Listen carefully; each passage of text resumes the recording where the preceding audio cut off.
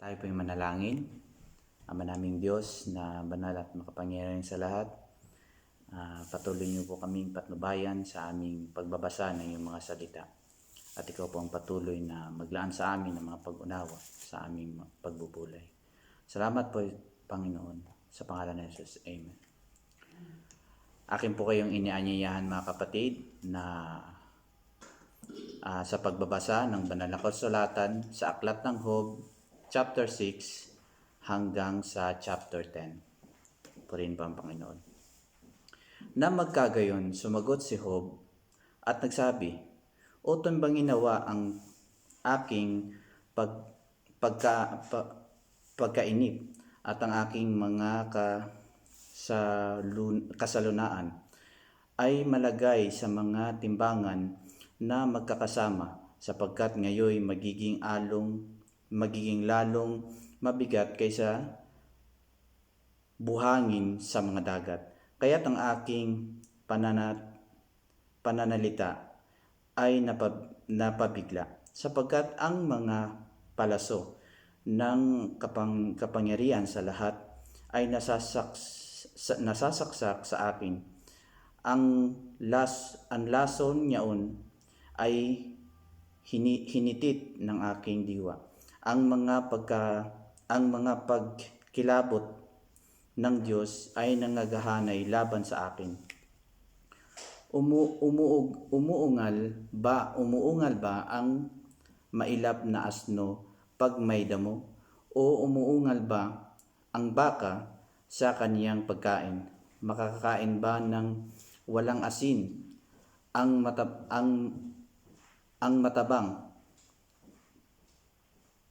O meron bang lasa ang puti ng isang itlog na tinatanggihang hipuin ng aking kaluluwa? Mga karumaldumal na pagkain sa akin. O mangyari nawa ang aking kahilingan at ipagkaloob nawa sa akin ng Diyos ang bagay na aking minimiti. Sa makatuwid bagay, kalugdan nawa ng Diyos na pisain ako, na bitawan ang kanyang kamay at ihiwalay ako. Kung magkagayoy, magtataglay pa ako ng kaaliwan. Oo, ako'y makakapagbabata sa mga walang awang sakit, sapagkat hindi ko itinatakwil ang mga salita ng banal. Ano ang aking lakas at ako'y maghihintay? At ano ang aking wakas na ako'y magtitiis? Ang akin bang tibay ay tibay ng mga buto? O ang akin bang laman ay tanso?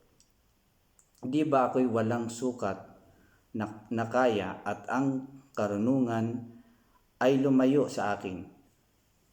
Siyang naglulupaypay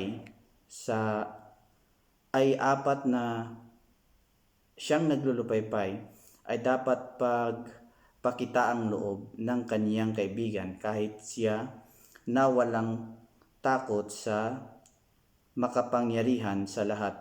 Ang aking mga kapatid ay nagsipagdaya na parang batis, na parang daan ng mga batis na nababago, na malabo dahil sa helo, at siyang kinatunawan ng niebe. Pag-init ay nawawala, pagka mainit ay nangatutunaw sa kanilang dako. Ang mga pulutong na naglalakbay sa pagsunod sa mga yaon ay nangaliligaw, nagsisilihis sa ilang at nawawala. Minasdan ng mga pulutong na mula sa tema, hinintay ang mga yaon ng mga pulutong na mula sa Seba. Sila'y pahiya sapagkat sila'y nagsiasa, sila'y nagsiparoon at tulig sapagkat ngayon kayo'y dauwi sa wala. Kayo'y nangakakakita ng kakilabutan at nangatatakot. Sinabi ko baga, bigyan mo ako, o maghandog ka ng isang kaloob sa akin ng iyong pag-aari, o iligtas mo ako sa kamay ng kaaway, o tubusin mo ako sa kamay ng mga mamimighati. Turuan mo ako at ako'y mayapa, at ipaunawa mo sa akin kung ano ang aking kasalahan. Pagkatindi nga ng mga salita ng katuwiran, ngunit anong sinasaway ng iyong pakikipagtalo? Iniisip ba ninyong sumaway ng mga salita? Dangan ang mga salita ng walang inaasahan ay parang hangin. Oo, kayo'y magsasapalaran sa ulila, at ginawa ninyong kalakal ang inyong kaibigan. Ngayon nga'y kalugdan mong lingapin ako, sapagkat tunay na hindi ako magbubulaan sa iyong harap. Kayo'y magsibalik, isinasamo ko sa iyo, huwag magkaroon ng kalikuan. Oo, kayo'y magsibalik uli. Ang aking usap ay matuwid. May di ganap ba sa aking gila? Hindi ba makapapansin ang aking pagwawari ng mga soil na bagay? Chapter 7. Wala bang kapanahunan ng kaguluhan ang tao sa ibabaw ng lupa? At hindi ba ang kanyang mga kaarawan ay gaya ng mga kaarawan ng nagpapaupa, na gaya ng alipin na ninanasang mainam ang lilim, at gaya ng nagpapaupa na tumitingin sa kanyang mga kaupahan? Gayon ako pinapagdaan ng mga buwan na walang kabuluhan, at mga gabing nakaiinip ang itinakda sa akin. Pagka ako'y nahihiga, aking nasasabi, kailan ako babangon, at nakadaan na ang gabi, at ako'y puspos ng pagkabalisa hanggang sa pagbubukang liwayway ng araw. Ang aking laman ay nabibihisan ng mga uod at ng libag na alabok. Ang aking balat ay namamaga at putok-putok.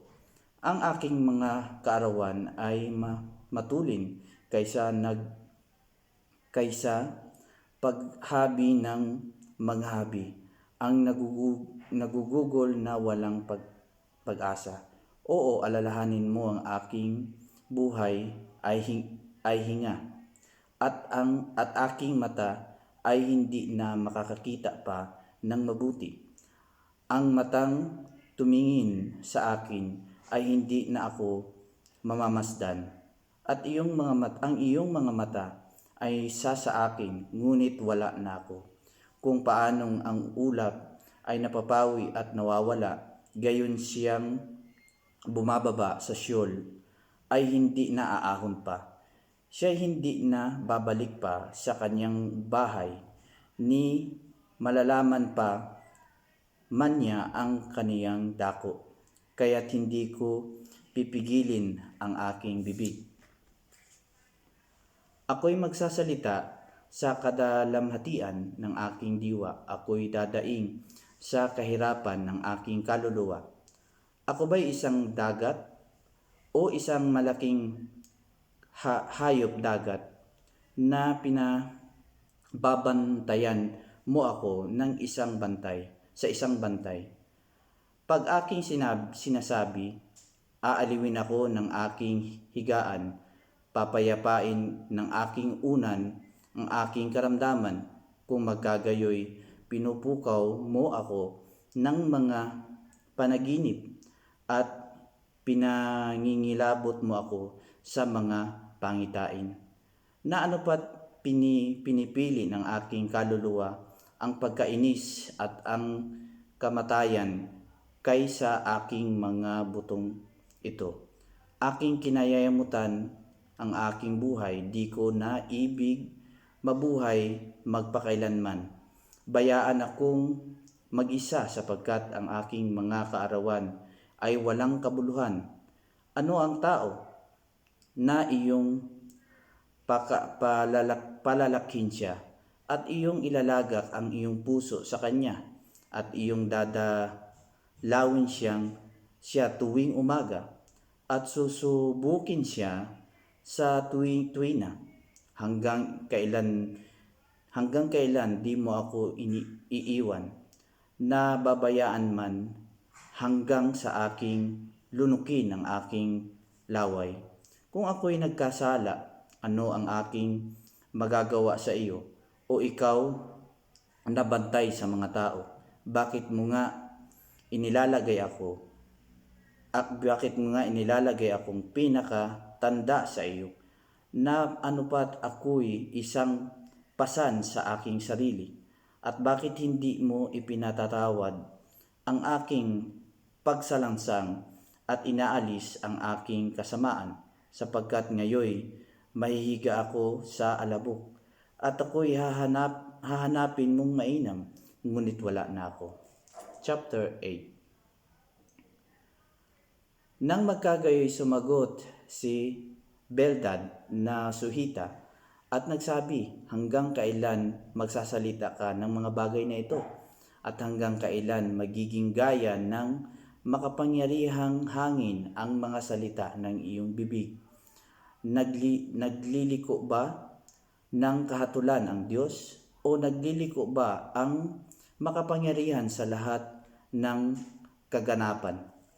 Kung ang iyong mga anak ay nangagkasala laban sa Kanya at Kaniyang ibinigay sila sa kamay ng kanilang pagkasalangsang, kung hanapin mong mainam ang Diyos at iyong pamanikan ang makapangyarihan sa lahat, kung ikaw ay malinis at matuwid, walang pagsalang, gayoy gigising siya dahil sa iyo at pasasaganain ang tahanan ng iyong katuwiran. At bagaman ang iyong pasimula ay maliit, gayon may ang iyong huling wakas ay lalaking mainam. Sapagkat ikaw ay magsisiyasat, isinasamo ko sa iyo sa unang panahon at pasiyahan mo ang saliksik ng kanilang mga magulang, sapagkat tayo'y kahapon lamang at walang nalalaman, sapagkat ang ating mga kaarawan sa lupa ay anino. Hindi ka ba nila tuturuan at sasaysayin sa iyo at magsasalita ng mga salita mula sa kanilang puso? Makatataas ba ang yantok ng walang putik? Tutubo ba ang tambo ng walang tubig? Samantalang nasa kasariwaan at hindi nililip at hindi pinuputol. Natutuyong una kaysa alinmang damo. Gayon ang mga landas ng lahat ng nagsisilimot sa Diyos at ang pag-asa ng di banal ay mawawala, na ang kanilang pagtitiwala ay mapaparang at ang kanilang tiwala ay isang bahay gagamba. Siya'y sasandal sa kanyang bahay, ngunit hindi tatayo. Siya'y pipigil na maghigpit dito, ngunit hindi makapagmamatigas.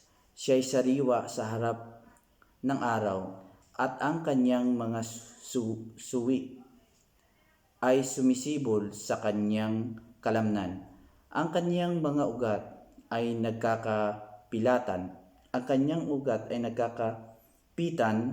sa palibot ng bunton. Kaniyang minamasdan ang dako ng mga bato kung siya'y magiba sa kanyang dako. Kung magkagayoy, itatakwil niya siya na sinasabi, hindi kita nakita. Narito, ito ang kagalakan ng kanyang lakad, at mula sa lupa ay sisibol ang mga iba. Narito, hindi itatakwil ng Diyos ang sakdal na tao, ni aalalayan man siya ng mga manggagawa ng kasamaan. Kanya namang pupunuin ang iyong bibig ng pagtawa at ang iyong mga labi ng paghiyaw. Siyang nangapupuot sa iyo ay mabibihisan ng pagkahiya, at ang tolda ng masama ay mawawala. Job chapter 9. Na magkagayoy sumagot si Job at nagsabi, sa katotohanan ay nalalaman kung ito'y gayon. Ngunit paanong makakapaggaganap ang tao sa Diyos kung kalugdan niyang makipagtalo sa Kanya? Siya'y hindi makasasagot sa Kanya ng 1,000. Siya ay pantas sa puso at may kaya sa kasalanan. Sinong matigas laban sa Kanya at guminhawa, na siyang naglilipat ng mga bundok at hindi nila nalalaman pagka nililiglig niya sa kanyang pagkagalit, na siyang umuuga ng lupa sa kanilang kinaroroonan, at ang mga haliging nito ay nangayayanig, na siyang nagutos sa araw at hindi sumisikat, at nagtatakda ng mga bituin, na nag-iisang inuunat ang langit at tumutungtong sa mga alon ng dagat. Ang lumikha sa oso, sa Orion at sa mga Pleiade, at sa mga silid ng timugan, na gumagawa ng mga dakilang bagay na di masayod, oo, mga kamangha-manghang bagay na walang bilang. Narito, siya'y dumaraan sa siping ko at hindi ko siya nakikita. Siya'y nagpapatuloy rin naman, ngunit hindi ko siya namamataan. Narito, siya'y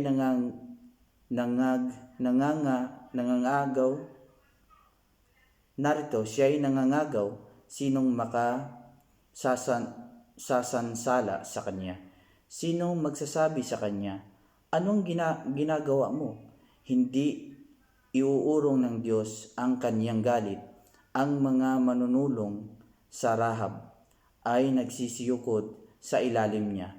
Gaano pa nga kaya kaliit ang maisasagot ko sa Kanya, at mapipiling aking mga salita na maimamatuwid ko sa Kanya.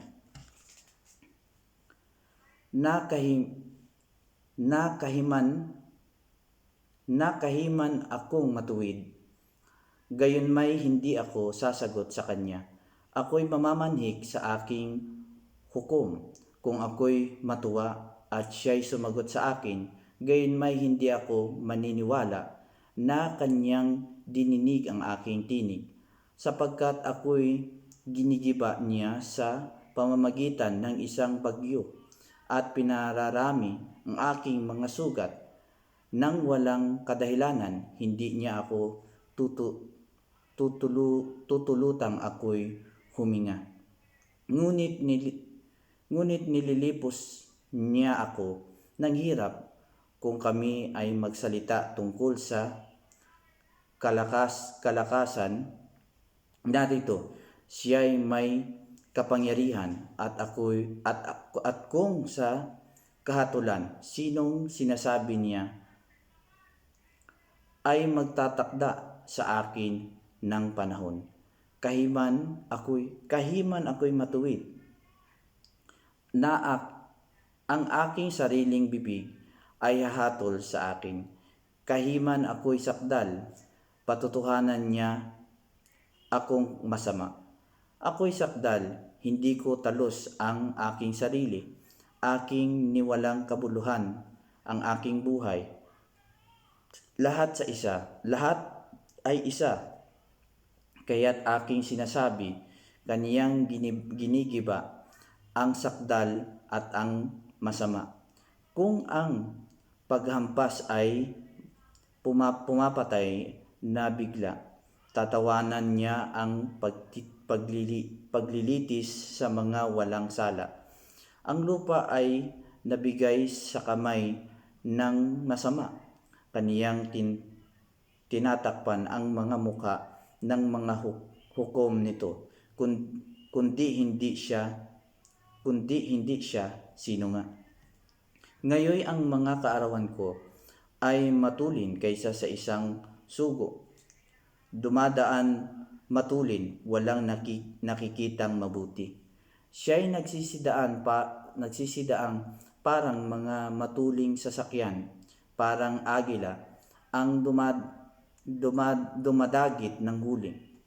Kung aking sabihin, aking kalilimutan ang aking daing, aking papawiin ang aking malungkot na muka, at magpapakasaya ako. Ako'y natatakot sa lahat kong kapanglawan. Talastas ko na hindi mo aariin akong walang sala. Ako'y mahatulan. Bakit nga ako gagawa ng walang kabuluhan? Kung ako'y maligo ng nyebing tubig at gawin ko ang aking mga kamay na napakalinis, gayon may itutulak mo ako sa hukay at kayayamutan ako ng aking mga sariling kasuotan, sapagkat siya'y hindi tao na gaya ko, na sasagot ako sa kanya, at tayo'y pumasok kapwa sa kahatulan. Walang hukom sa pagitan natin na makapaglagay ng kaniyang kamay sa ating dalawa. Ihiwalay niya sa akin ang kaniyang tungkod, at huwag akong takutin ng kaniyang pangilabot. Kung magkagayoy magsasalita ako at hindi matatakot sa kanya, sapagkat hindi gayon ako sa aking sarili. Hope chapter 10. Ang aking kaluluwa ay nalulunos sa aking buhay, aking palalayain ang aking daing, ako'y magsasalita sa kapaitan ng aking kaluluwa. Sasabihin ko sa Diyos, huwag mo akong hatulan, ipakilala mo sa akin kung bakit nakikipagtalo ka sa akin. Mabuti ba sa iyo na ikaw ay mamighati, na iyong itakwil ang gawa ng iyong mga kaaway, at iyong pasilangin ang payo ng masama? Ikaw ba'y may mga matang laman, o nakakakita ka ba kabanggayan ng pagkakita ng tao? Ang iyo bang mga kaarawan ay gaya ng mga kaarawan ng tao, o ang iyong mga taon ay gaya ng mga kaarawan ng tao? Ano pat ikaw ay magsiyasat ng aking kasamaan at mag-usisa ng aking kasalanan, bagaman iyong nalalaman na ako'y hindi masama at walang makapagliligtas sa iyong kamay. Ang iyong mga kamay ang siyang lumalang at nagbigay anyo sa akin. Sa buong palibot gayon may pinahihirapan mo ako. Iyong alalahanin, isinasamo ko sa iyo na ako'y iyong binigyang anyo na gaya ng putik, at iuuwi mo ba ako uli sa pagkaalabok? Hindi mo ba ako ibinuhos na parang gatas at binuo mo akong parang keso. Ako'y binihisan mo ng balat at laman, at sinugpong mo ako ng mga buto at mga litid. Ako'y pinagkalooban mo ng buhay at kagandahang loob, at pinamalagi ang aking diwa ng iyong pagdalaw. Gayunmay ang mga bagay na ito ay iyong ikinubli sa iyong puso. Talastas ko na ito'y sa iyo. Kung ako'y magkasala, iyo nga akong tinatandaan, at hindi mo ako patatawarin sa aking kasamaan. Kung ako'y maging masama sa aba ko, at kung ako'y maging matuwid, hindi ko man itataas ang aking ulo. Yamang puspos ng kakutyaan at ng pagmamasidnirig, kadalamhatian. At kung ang aking ulo ay mataas, iyong hinuhuli akong parang leon, at napakikita ka uling kagilagilala sa akin. Iyong pinabago ang iyong mga pagsaksi laban sa akin, at dinaragdagan mo ang iyong galit sa akin.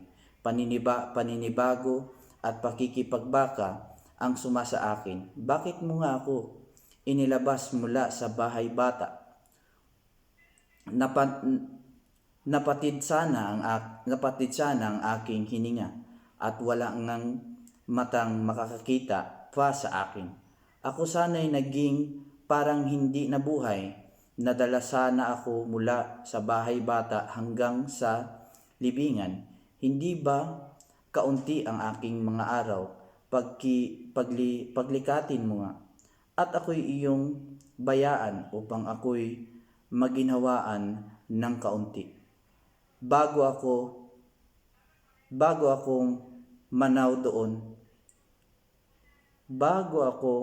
manaw doon na hindi ako babalik sa lupain ng kadiliman at ng lilim ng kamatayan.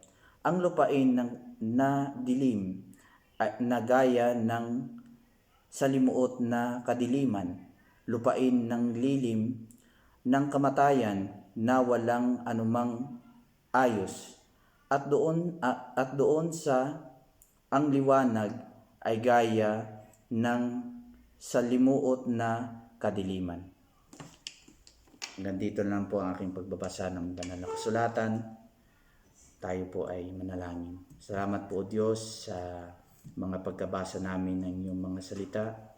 Dalangin namin ang iyong patnubay ay patuloy niyo pong ipagkaloob sa amin. Salamat po, Diyos, sa pangalan ni Jesus. Amen.